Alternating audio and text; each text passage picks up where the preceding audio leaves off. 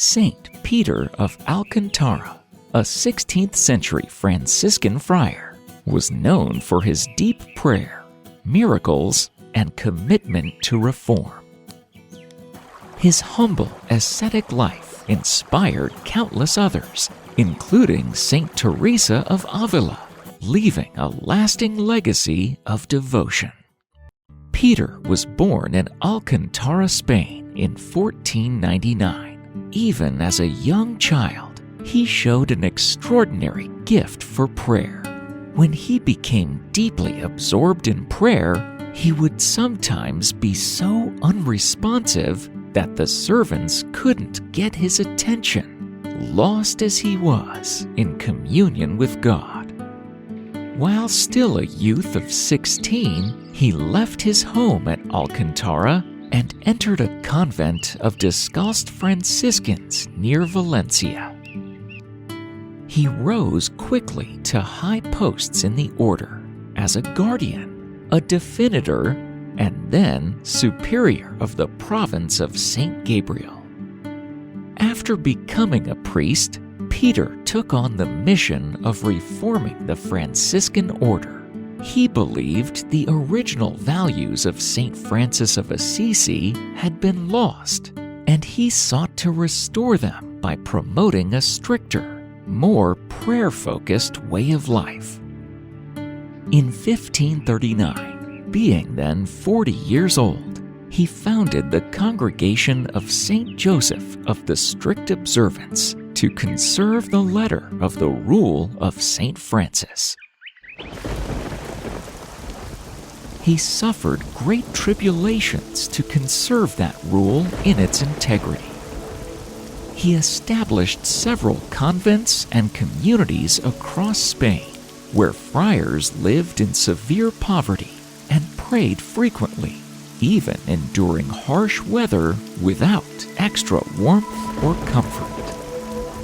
Peter's reforms were initially met with resistance, as many friars found his ways too extreme.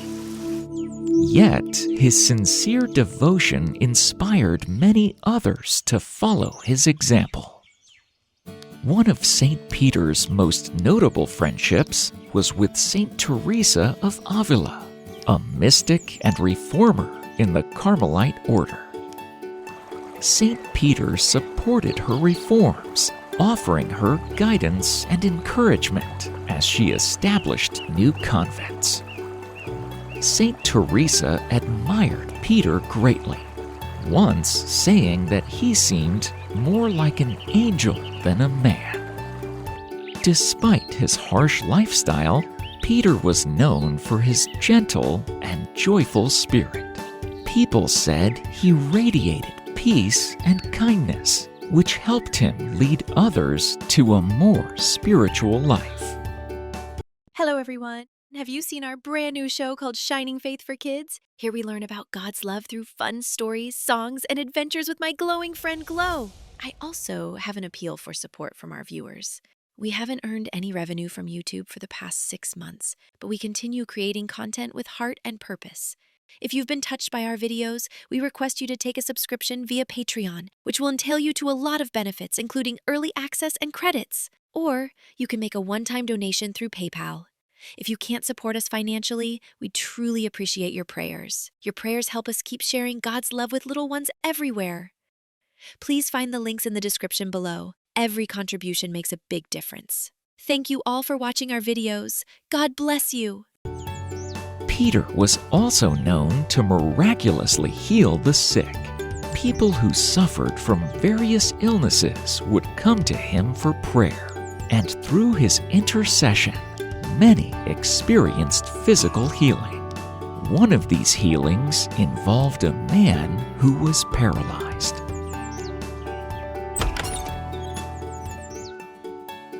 After Peter prayed over him, the man regained movement in his limbs, shocking those who witnessed the event.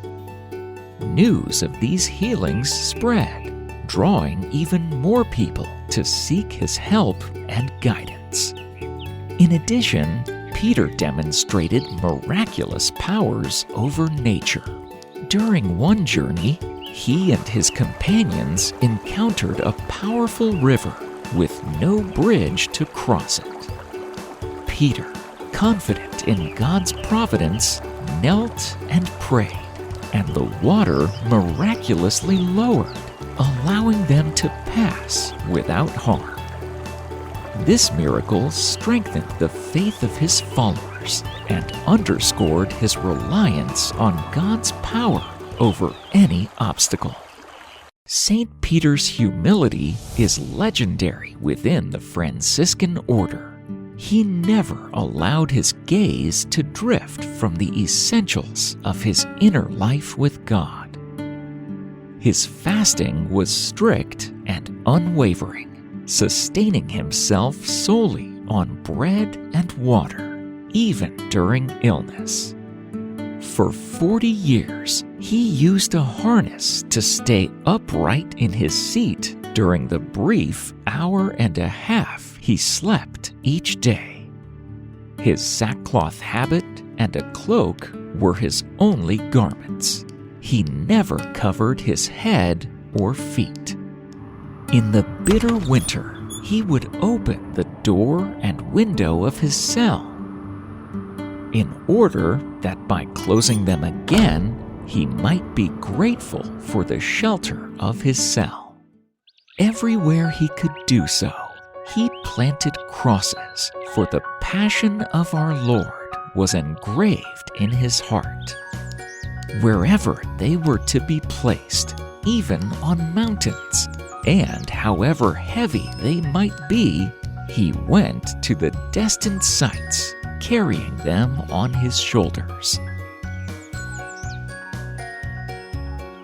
From these heights, he would then preach the mysteries of the cross, afterwards remaining in prayer there. Shepherds saw him several times in the air, at the height of the highest trees of the forests. Never did he go anywhere except on foot, even in his old age.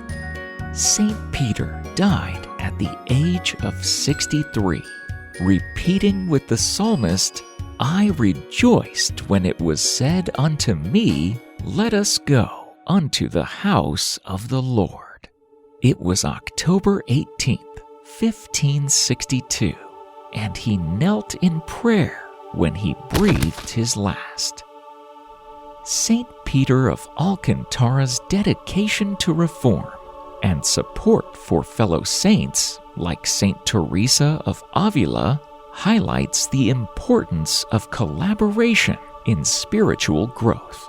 His life encourages people to seek deeper meaning, prioritize prayer, and live with humility, making his legacy relevant to anyone searching for purpose and peace in modern life.